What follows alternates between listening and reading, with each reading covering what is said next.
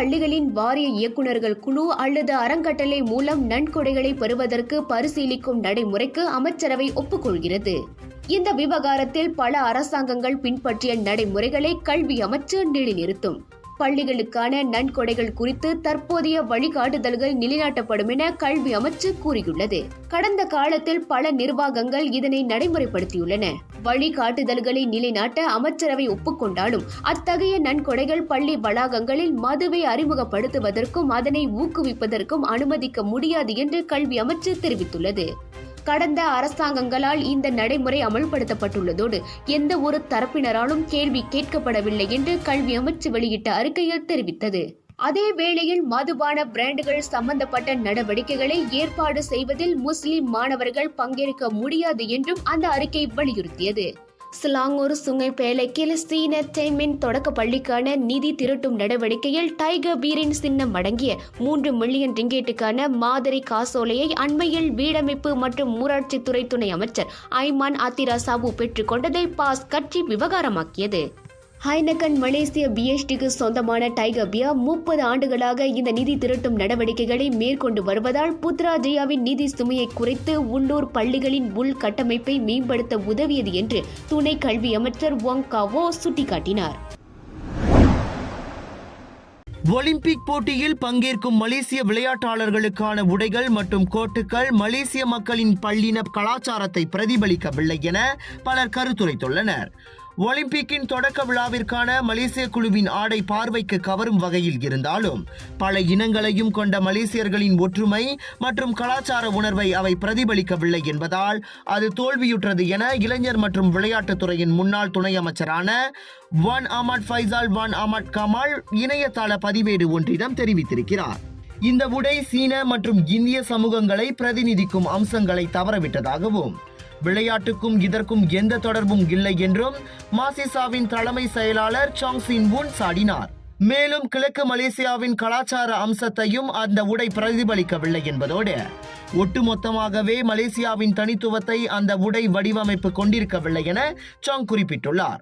இதனிடையே இந்த உடைகளை காட்சிப்படுத்த மாடல்களை விட விளையாட்டு வீரர்களை பயன்படுத்தி இருக்க வேண்டும் என உரிமை கட்சியின் பொதுச் செயலாளர் சதீஷ் முனியாண்டி பரிந்துரைத்துள்ளார்.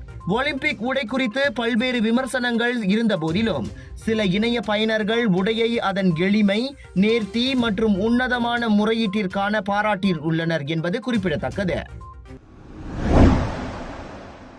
ஐபோன் திருடிய ஆடவன் ஒருவனுக்கு நெக்ரி செம்பிலான் பாட்டிக்சன் மஜிஸ்ட்ரேட் நீதிமன்றம் 2 மாதங்கள் சிறை தண்டனை விதித்து தீர்ப்பளித்தது. 27 வயது முகமது ரம்டான் அசாருடீன் கமருடீன் எனும் அவ்வாடவன் தமக்கு எதிரான குற்றத்தை ஒப்புக்கொண்டதை அடுத்து அவனுக்கு அந்த தண்டனை விதிக்கப்பட்டது. முன்னதாக 22 வயது நபர் ஒருவரின் ஐபோன் 13 ப்ரோ மேக்ஸ் 5112 GB ரக விவேக கைபேசியை திருடியதாக அவன் குற்றச்சாட்டை எதிர்நோக்கியிருந்தான். புதிதாக ஐபோனை வாங்கிய அந்நபர் அதனை சோதனை செய்து பார்க்குமாறு அவ்வாடவனிடம் தந்துள்ளார். எனினும் அவன் அந்த ஐபோனை எடுத்துக்கொண்டு கம்பி நீட்டியதாக கூறப்படுகிறது.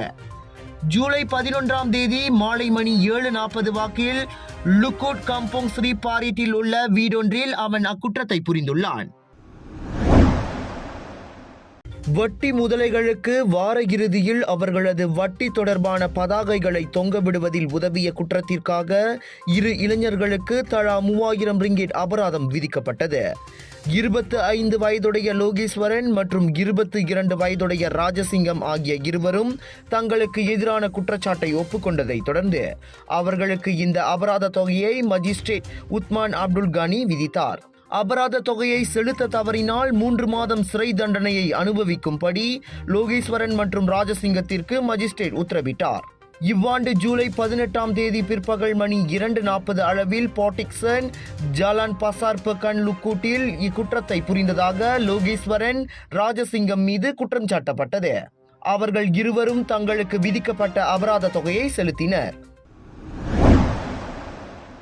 தங்கம் மற்றும் ஐபோன் நவீன தொலைபேசி விற்பனை தொடர்பில் ஏமாற்றியதாக தங்களுக்கு எதிராக கொண்டு வரப்பட்ட 3 குற்றச்சாட்டுக்களை 2 பெண்கள் மறுத்தனர். கடந்த பிப்ரவரி மாதம் 5ஆம் தேதிக்கும் ஜூலை 9ஆம் தேதிக்கும் இடையே 24 வயதுடைய பிரண்டா பிரியா மற்றும் 25 வயதுடைய அனிதா யுவேதா பீட்டர் எட்வர்ட் ஆகிய இருவரும் 3 தனிப்பட்ட நபர்களை ஏமாற்றியதாக மஜிஸ்ட்ரேட் முகமது ஹரித் முகமது மஸ்லான் முன்னிலையில் இன்று குற்றஞ்சாட்டப்பட்டனர்.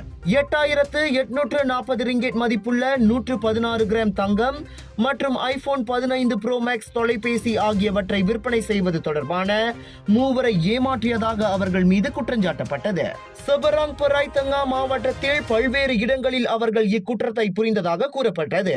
அவ்விருவரும் 9000 ரிங்கெட் ஜாமீனில் விடுவிக்கப்பட்டனர். மலேசியாவில் மட்டுமல்லாது பல நாடுகளின் சந்தைகளிலும் தற்போது டூரியானின் நறுமணம் பரவி வருகிறது. டூரியான் பழத்தை விரும்பாதவர்கள் பலர் இருப்பினும் அதை விரும்பி உண்பவர் எண்ணிலடங்கா. அவ்வகையில் சமூக வலைதளத்தில் ஸ்கைலா எனும் 1 வயது மதிக்கத்தக்க குழந்தை ஒன்று டூரியான் பழத்தை விரும்பி உண்ணுவதை நெட்டிசன்கள் வெகுவாக பார்வையிட்டு வருகின்றனர்.